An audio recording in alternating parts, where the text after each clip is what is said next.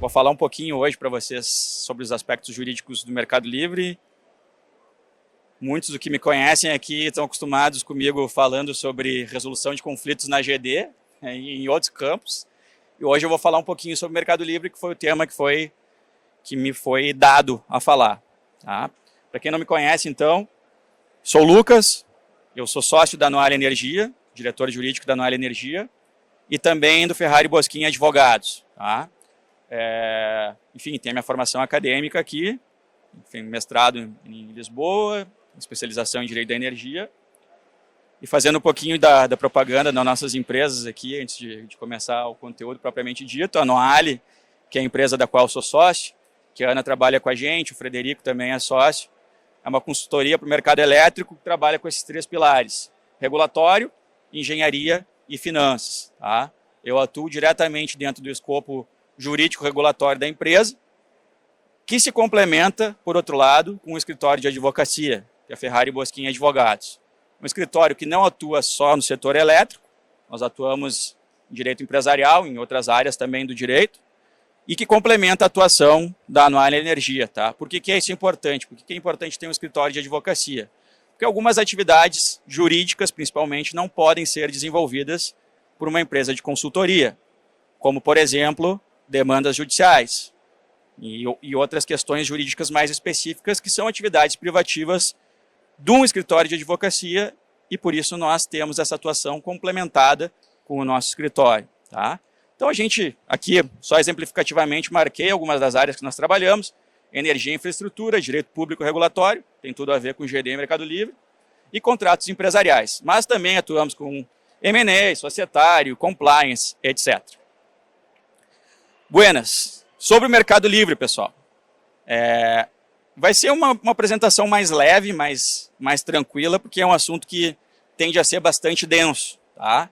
Eu quero trazer alguns aspectos principais e mais relevantes, juridicamente falando, para que vocês entendam essa oportunidade, né? Ou melhor, que vejam essa oportunidade de migração e de trabalhar no Mercado Livre, mas tendo em conta também o que juridicamente isso envolve, né? O que isso representa para quem quer trabalhar no Mercado Livre. Então, nesse slide aqui eu mostro para vocês essas questões principais. Né? Então, o Mercado Livre, o que acontece? Quem passa para o Mercado Livre? Ele sai do mercado cativo, que é o mercado regulado, que é esse mercado em que a gente está dentro da GD. Né? A geração distribuída ainda é o mercado dentro do mercado regulado, e se passa para esse ambiente, que é o ambiente de contratação livre. O primeiro passo é denunciar o contrato regulado de compra de energia, que todo mundo tem, para passar, depois, passando-se para o Mercado Livre, celebrando um contrato de compra de energia, que a gente vai falar com um pouco mais de cuidado depois. Outra questão fundamental é a alteração do CUSD, tá? Se passa a ter um CUSD ACL.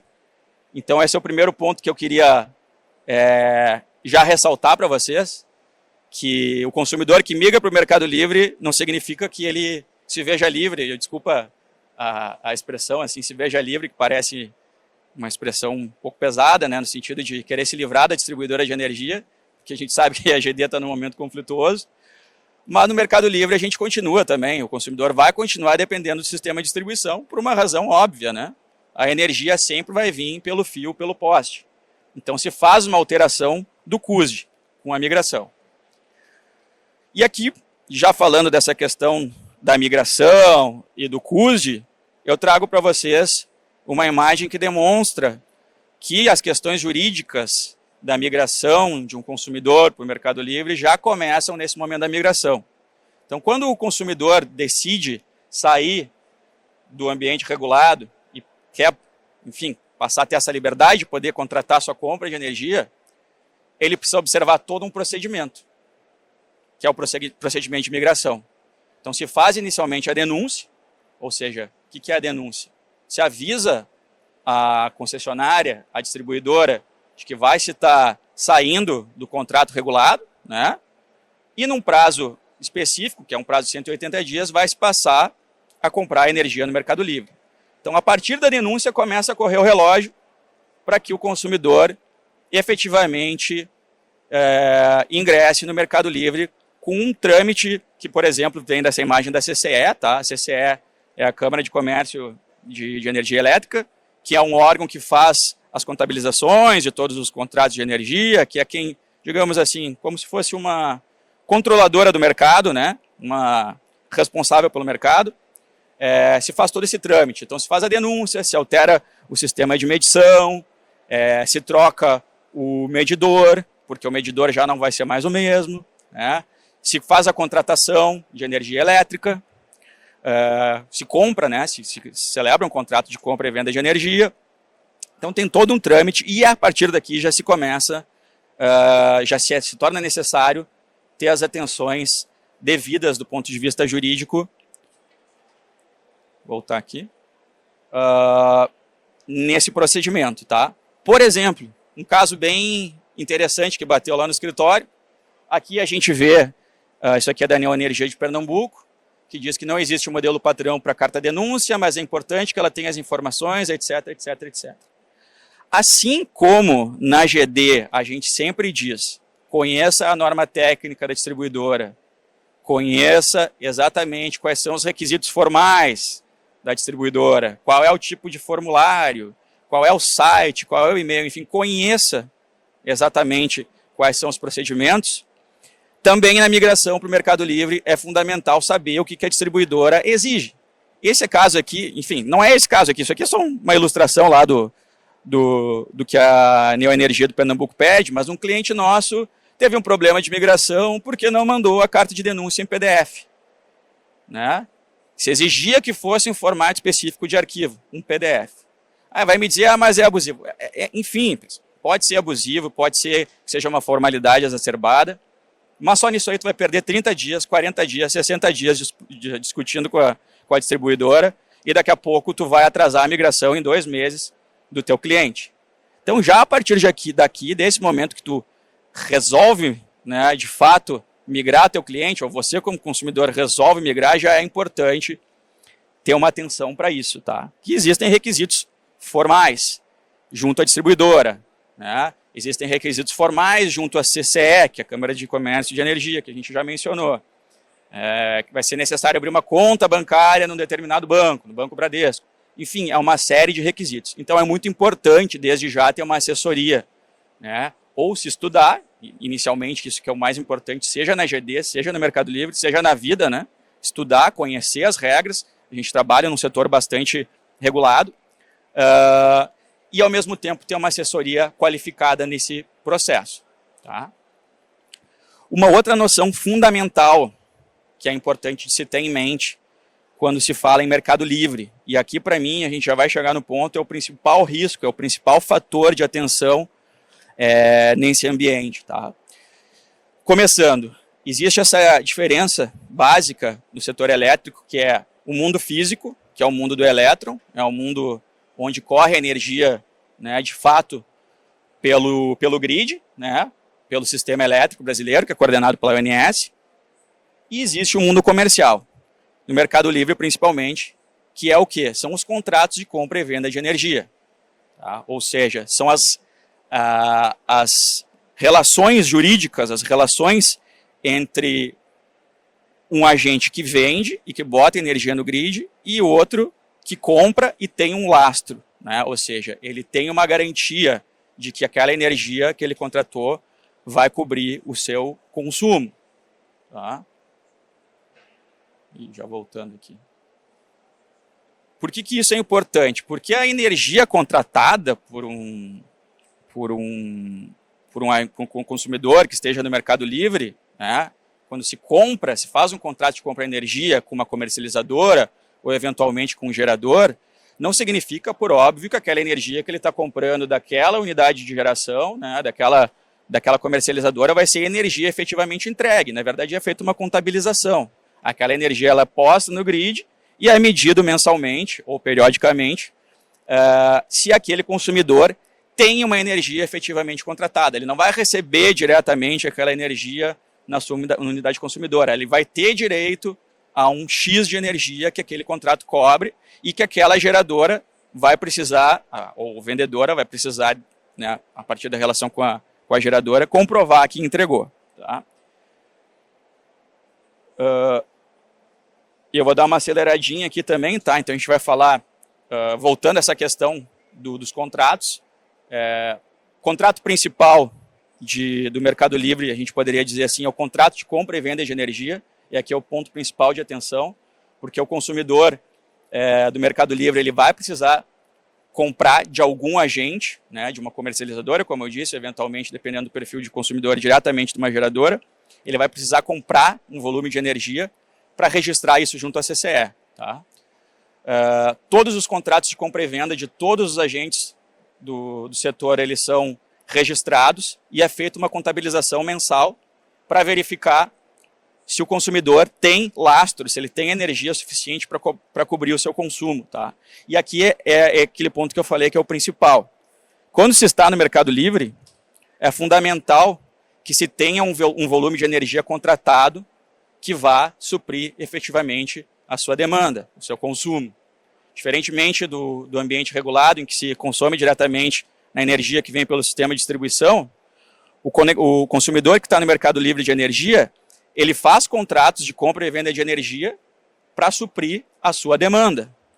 E o que acontece no caso de um consumidor consumir mais energia do que ele tem contratado e registrado na CCE? Aí que entra o tal do PLD. Tá? Ele fica exposto ao PLD, ao mercado spot. O que isso significa? Que ele vai precisar comprar uma energia para cobrir aquela falta de energia que ele tem. Isso fica mais claro quando a gente pensa a longo prazo, certo? Os contratos de compra e venda de energia eles são feitos por determinados períodos, 12 meses, 36 meses, 5 anos, 20 anos. Se nesse meio tempo, em um determinado período, o consumidor passa a consumir mais do que tem contratado, o que acontece? Ele precisa cobrir essa energia. Ele precisa cumprir, ele fica devendo na banca, vamos dizer assim. Né? Ele fica devendo na banca e ele precisa cobrir essa diferença. O que acontece? Quando se faz um contrato de compra e venda de energia, geralmente se ancora num valor, corretamente? R$120, R$200 o megawatt-hora, enfim, um valor determinado. O PLD, esse mercado de curto prazo, como vocês já devem ter ouvido falar, é extremamente volátil. Então existem momentos que o preço está baixo no PLD, mas existem momentos que ele está lá em cima. Então se tu fica exposto, se tu faz um contrato ruim, se tu não tem um contrato bom, eventualmente tu vai ter que cobrir essa diferença. E vamos lá. E se acontece, por exemplo, e eu já vou acelerar, tá? Eu ia explicar todo o contrato aqui, todas as regras de contrato, mas eu vou acelerar aqui, já fazendo o raciocínio. E o que acontece se o meu vendedor não me entrega energia? Ou se ele entra em recuperação judicial? Ou se ele quer rescindir o contrato comigo e eu fico sem energia? Né? Porque, enfim, eu tenho um contrato que ele se compromete a registrar na CCE, ele se compromete a botar lá o volume de energia que eu tenho direito. O que acontece? Eu fico exposto. Eu vou ter que comprar energia.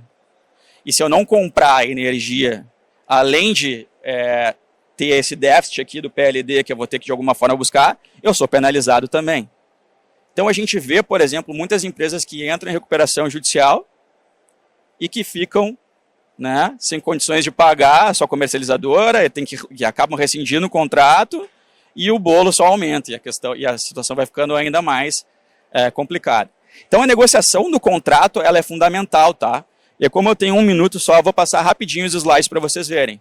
Vocês vejam aqui, existem questões como período de suprimento, ou seja, curto, médio e longo prazo. Se vai ser um contrato de 12 meses, se vai ser de 24, 36, por aí vai.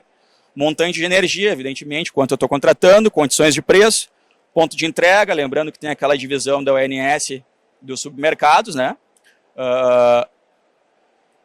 Muito importante, modulação, sazonalização, flexibilidade, fonte, e aí, do ponto de vista jurídico mesmo aqui, que eu ia enfatizar para vocês, as hipóteses de extinção do contrato, tá? Cláusulas de rescisão, multas, perdas e danos, e o caso fortuito ou força maior. Tá? Para quem quiser, eu posso disponibilizar a apresentação, tá? Eu não vou ter tempo de falar. Aqui é um tipo das questões que estão dentro dessas cláusulas que têm que ser feitas, que é a modulação, que é o volume que tu pode distribuir conforme o mês. Então essa é uma modulação flat, todo mês entrega o mesmo volume, mas ela pode ser conforme a curva de carga. Então, o produtor rural lá, que, sei lá, no determinado mês vai ter um pico de consumo, ele pode mudar o perfil. Então, isso pode gerar uma economia, pode mudar o perfil do contrato, o que vai ser pago, como vai ser entregue. Isso vale também por essa questão da flexibilidade. Isso aqui, ou seja, é um espaço em que tu pode gastar mais ou a menos, enfim, dentro do contrato, sem pagar nada mais por isso. Modulação, enfim, são várias questões que precisam ser observadas, tá? E rapidinho que eu já estourei, tá? Caso fortuito ou força maior, sempre prestem atenção nisso, porque a gente vem vendo coisas do tipo assim, ó, mudança no ambiente normativo e seu impacto contratual, alteração do ambiente comercial, ou voltando aqui, ó, agravamento da estiagem. A gente viu notificações aí de comercializadoras e também de um outro tipo de figura jurídica que não é uma comercializadora, né, que são as gestoras de GD. A gente não pode falar em comercialização no ambiente da geração distribuída, vocês sabem muito bem disso, que também andaram notificando consumidores, alegando condições comerciais ou condições meteorológicas como caso fortuito ou força maior. Isso não é caso fortuito ou força maior, tá?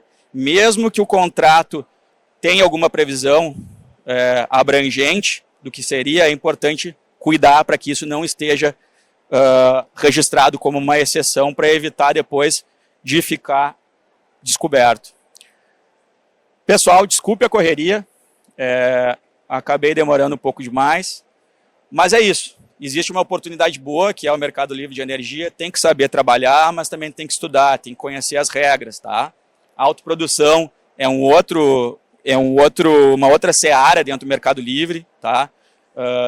Efetivamente, o consumidor pode migrar, fazer contrato de compra e venda de energia, mas ele também pode produzir sua própria energia dentro do mercado livre, que é a figura da autoprodução, que é mais complexa, exige modelagens, exige uma gestão muito mais cuidadosa do contrato. Resumidamente foi isso. De novo, desculpa pela correria, deixo meus contatos. Obrigado a todos.